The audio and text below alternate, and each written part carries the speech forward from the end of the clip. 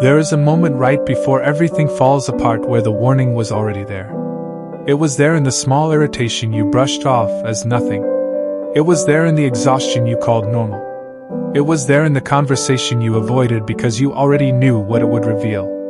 It was there in the silence that should have alarmed you instead of comforting you. It was there in the version of yourself that kept whispering something is wrong here, and you kept turning the volume down because listening would have meant changing something, and changing something felt harder than just continuing on. The Stoics understood something about human nature that most people only learn the hard way. The collapse is never sudden. It only looks sudden to the person who refused to see it coming. Marcus Aurelius governed an empire by paying attention to small signs before they became large catastrophes. Seneca built an entire philosophy around the idea that wisdom is mostly the willingness to notice what you would rather not notice. Epictetus taught that freedom begins the moment you stop lying to yourself about what is actually happening inside you and around you. Today we are going through 7 warnings. 7 signs the Stoics would have told you never to ignore. 7 quiet signals that, left unattended, become the very disasters you spend the rest of your life trying to recover from. Pay attention. Because somewhere in the next 7 points, your life is talking to you. The question is whether you are finally going to listen. Warning 1. When silence starts feeling like relief instead of discomfort. There is a particular kind of silence that should alarm you. Not the peaceful kind. The other kind.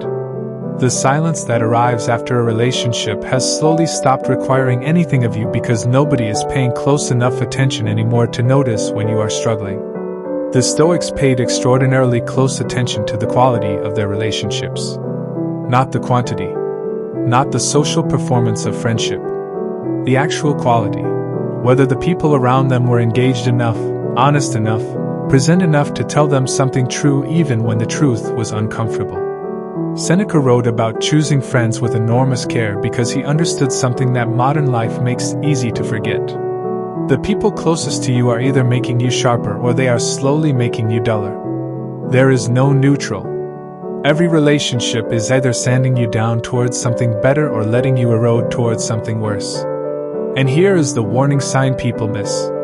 When the silence in a relationship, the absence of friction, the absence of hard conversations, the absence of anyone pushing back on your decisions, starts to feel like peace instead of what it actually is, which is distance.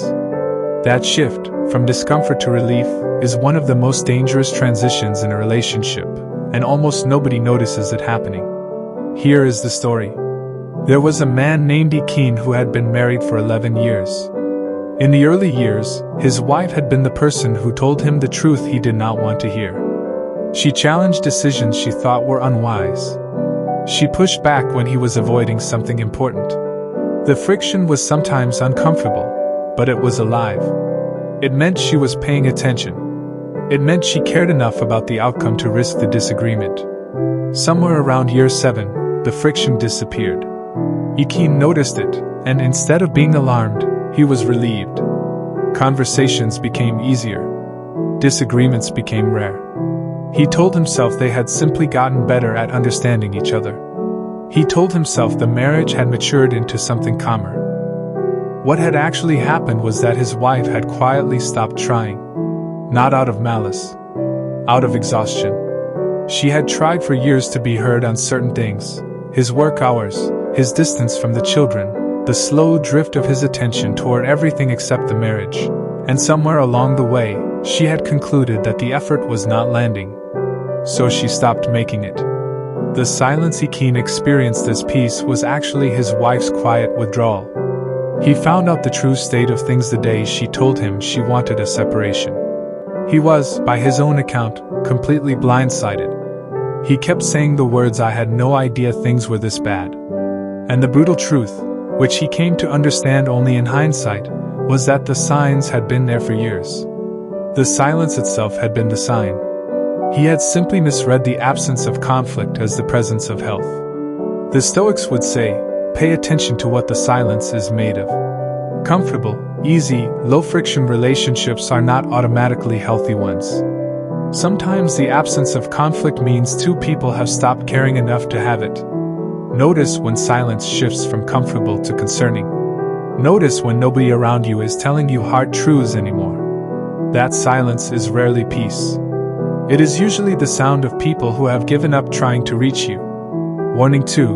When you start justifying things you once would have refused. Every serious moral or personal collapse in history did not begin with the big violation. It began with a small one that got justified. And then a slightly bigger one that got justified using the same logic. And then another, and another, until the person doing the justifying could no longer recognize the line they had once held so firmly.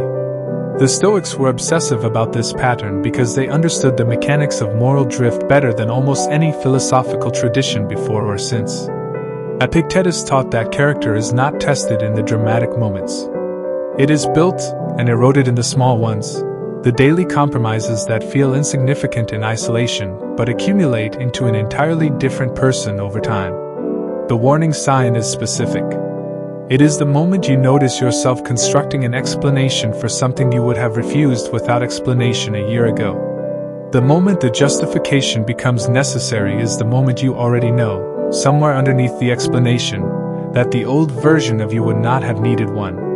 Here is the story. There was a woman named Chinyu who worked in finance and had, for the first decade of her career, operated by a clear and uncompromising standard. She did not cut corners. She did not fudge numbers, even small ones, even when everyone around her insisted the fudging was harmless and standard practice, and nobody would ever know. The first compromise was tiny. A reporting figure that was technically inaccurate but immaterial in the larger picture. Her supervisor framed it as a rounding convention, not a lie. Chinyu went along with it, telling herself it genuinely did not matter. It did not feel like a violation. It felt like flexibility. 6 months later, a larger figure needed adjusting, and the justification came easily this time, because she had already built the mental framework for it. This is just how the business works. Everyone does this. It is not really dishonest, it is just how numbers get presented. 2 years later, Chinyu was constructing justifications for things that, had she encountered them in her first year, would have caused her to resign on the spot. She did not notice the drift because each individual step had felt small and reasonable in isolation.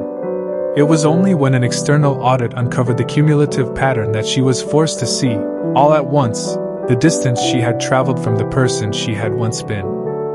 She lost her license. She lost her reputation in an industry she had spent a decade building credibility in. And in the aftermath, what she kept returning to in her own reflection was not the final violation. It was the first one. The tiny one. The one that had felt so insignificant that she had not even paused to examine the justification she was constructing for it. The Stoics would say, the justification is the warning, not the act itself. The moment you find yourself explaining why this particular compromise is different, why this exception does not count, why the old standard does not quite apply here, that is the moment to stop and look closely at what is actually happening. Character does not collapse all at once. It erodes one justified exception at a time. Warning 3. When your body is telling you something your schedule refuses to hear. The Stoics did not separate the mind from the body the way modern culture often does. They understood the body as an instrument of perception, a system constantly gathering information and sending signals, many of which arrive long before the conscious mind is willing to admit what is actually happening. Marcus Aurelius wrote extensively about paying attention to the state of his physical being, not out of vanity, but because he understood that the body often knows things the mind is still negotiating with. Chronic fatigue, persistent tension, recurring illness, sleep that no longer restores. These are not random inconveniences. They are data.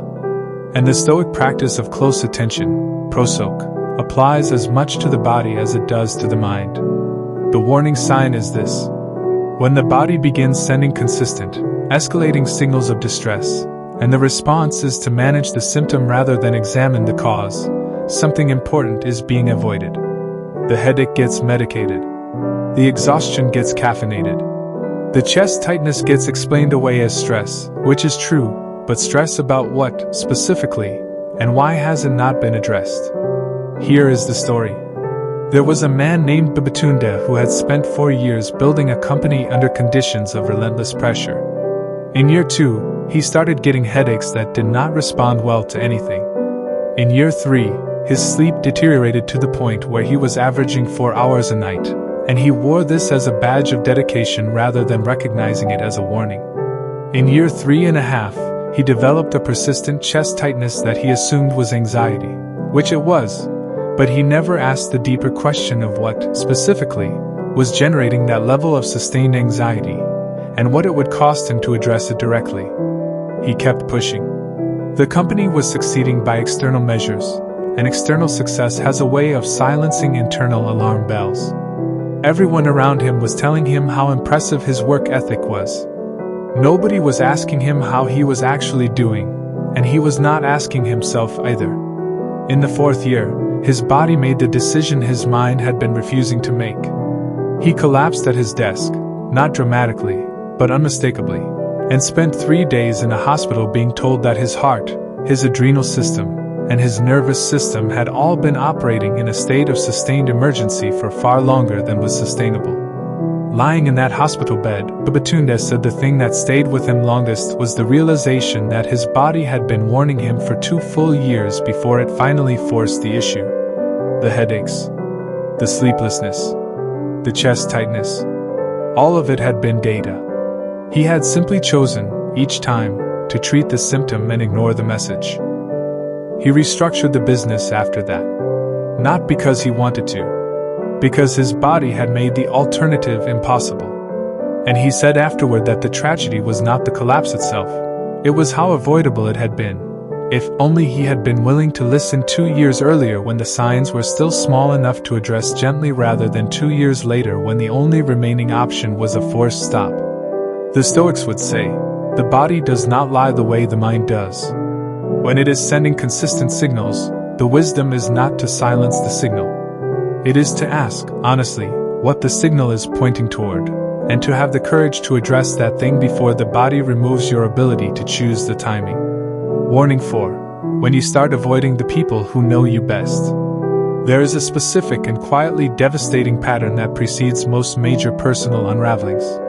The person begins, gradually, to avoid the people who have known them longest and see them most clearly. Not dramatically. Not through a single decisive break. Through a slow accumulation of cancelled plans, shorter calls, vaguer answers to direct questions. The Stoics understood why this happens, and they were deeply suspicious of the impulse. The people who know you best are also the people most capable of noticing when something is wrong, when you have started drinking more than you used to, when your mood has shifted in a way that worries them, when the decisions you are making seem out of character. Avoiding them is rarely about busyness. It is usually about avoiding being seen clearly at a moment, when being seen clearly would require an honesty you are not ready to offer. Epictetus taught that the people who tell us uncomfortable truths are doing us a service, even when it does not feel that way in the moment. And the corollary is equally true.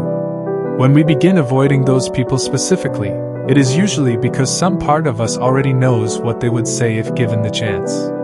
Here is the story. There was a woman named Stoic who had 3 close friends she had known since university.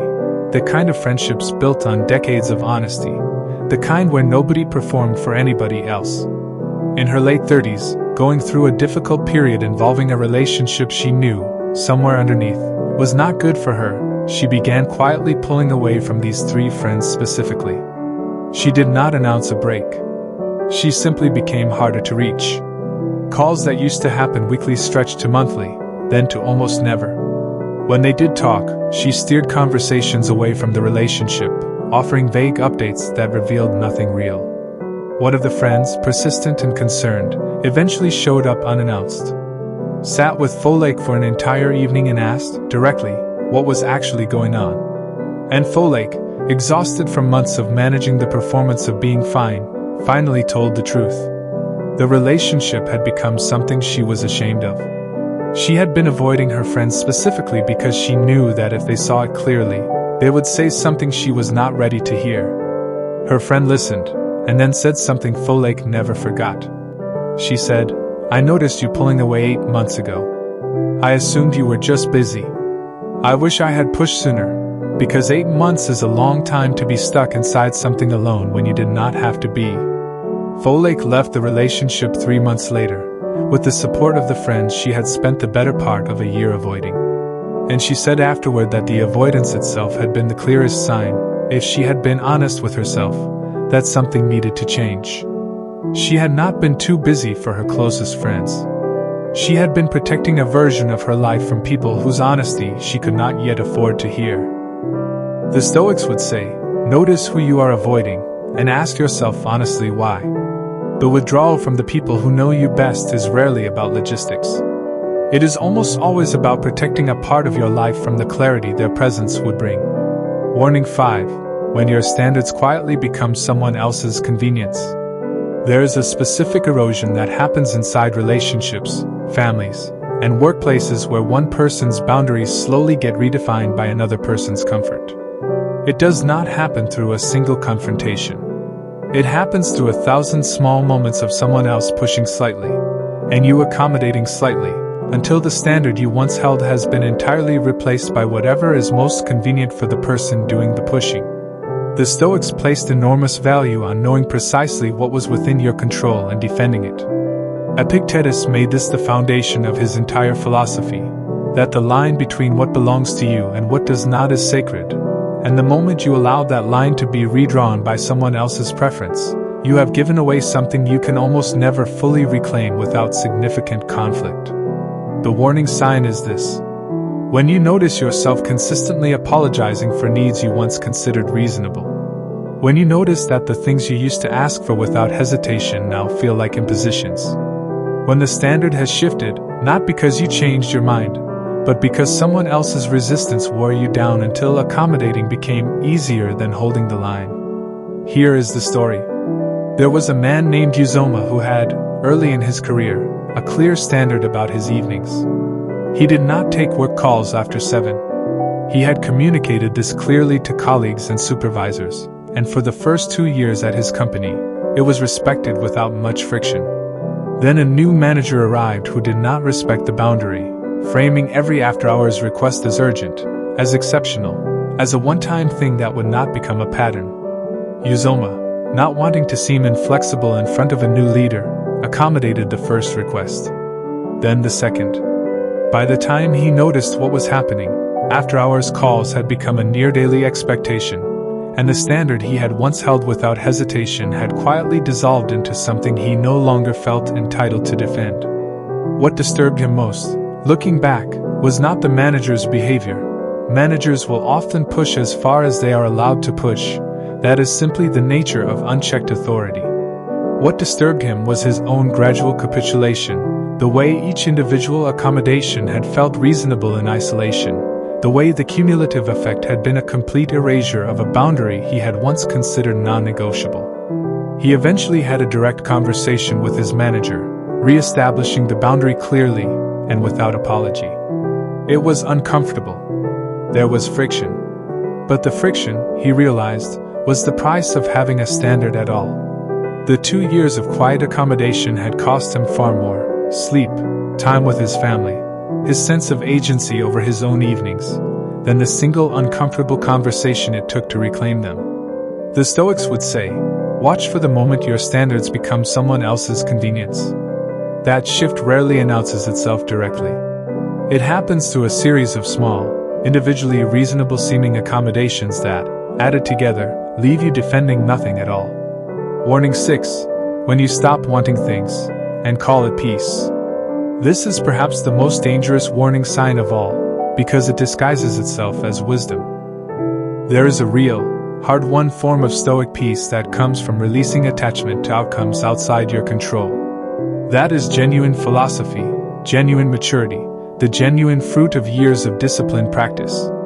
But there is a counterfeit version of this peace that looks identical from the outside and is, in fact, the opposite, not equanimity, but resignation. Not freedom from craving, but the slow death of ambition disguised as enlightenment. The Stoics were careful to distinguish between the two, and the distinction matters enormously. Genuine Stoic acceptance comes after full engagement.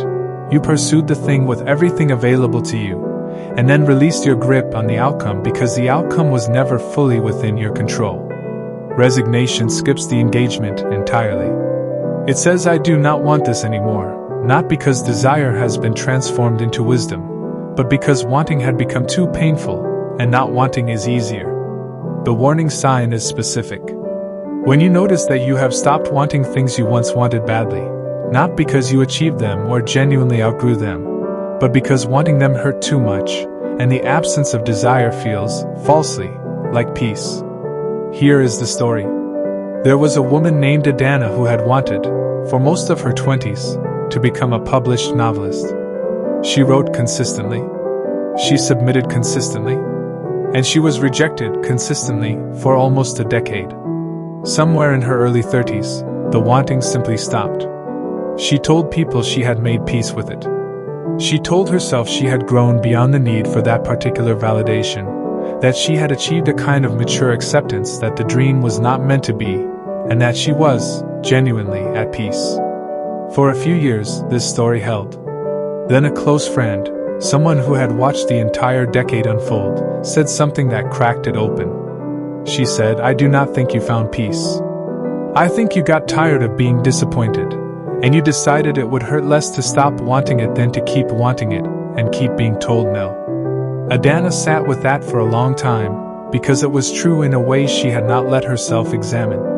The peace she had been describing was not the Stoic peace of full engagement followed by release.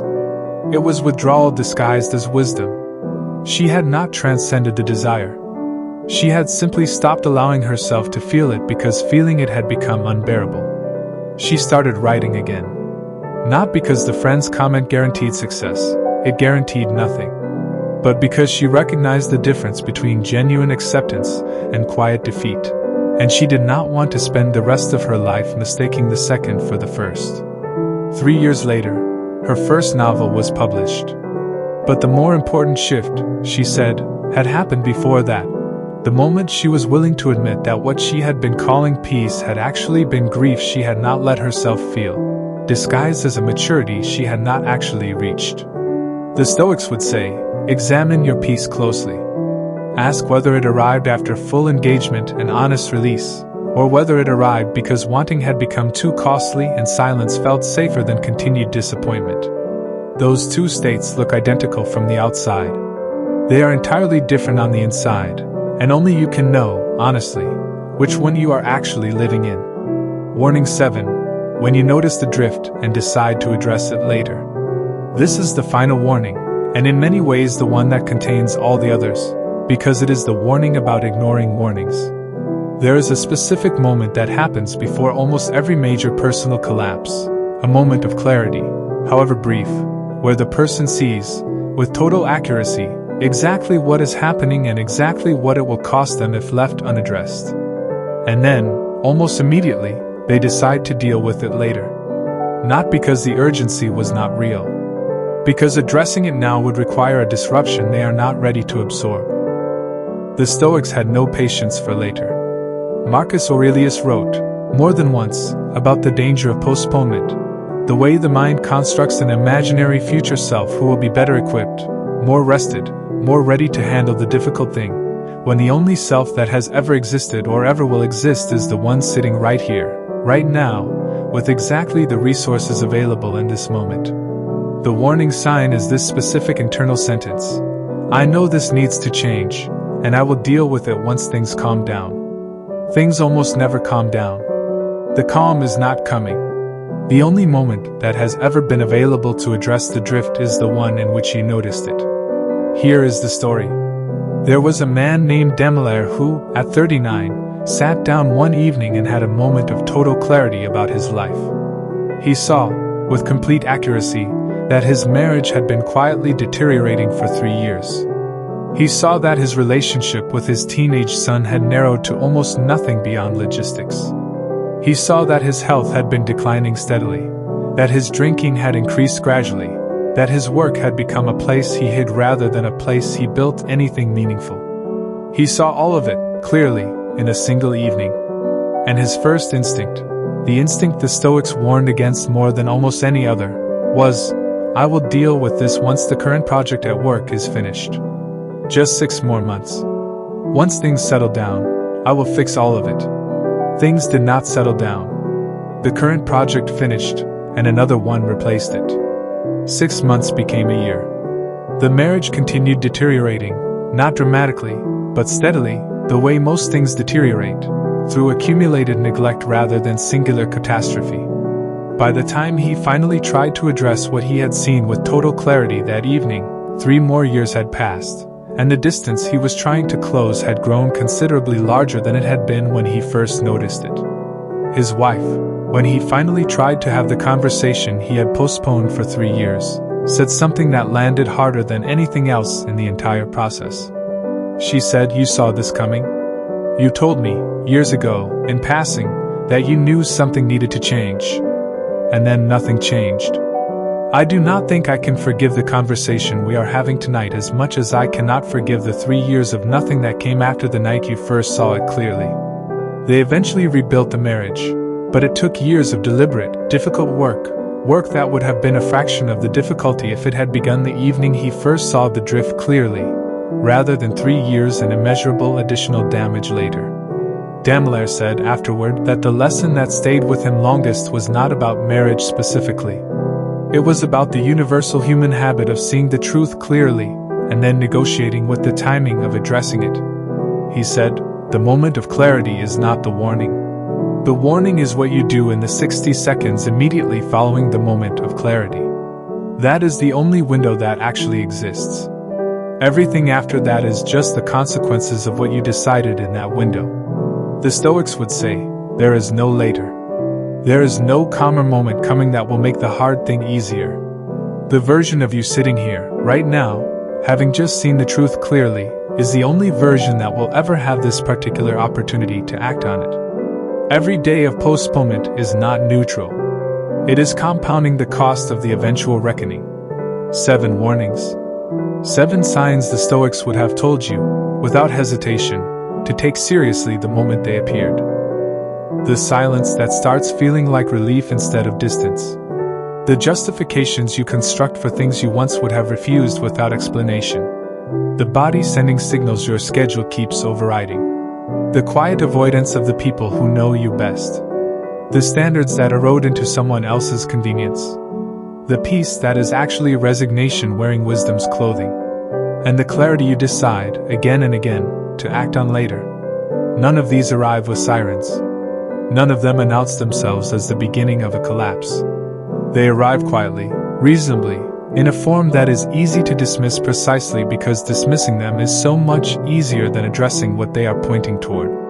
The Stoics did not believe in waiting for catastrophe to teach the lesson catastrophe was always trying to prevent. They believed in paying close, unflinching attention to the small signals, the silence, the justification, the body, the avoidance, the eroded standard, the false peace, the postponed clarity.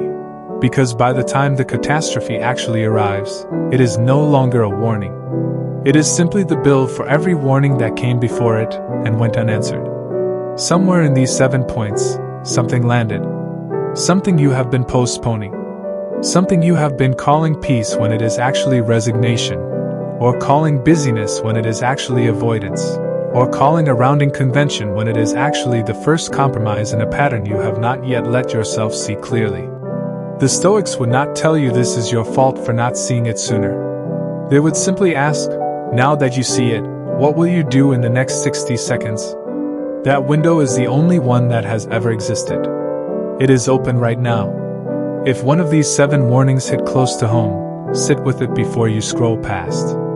The discomfort you just felt may be the most important signal you received today.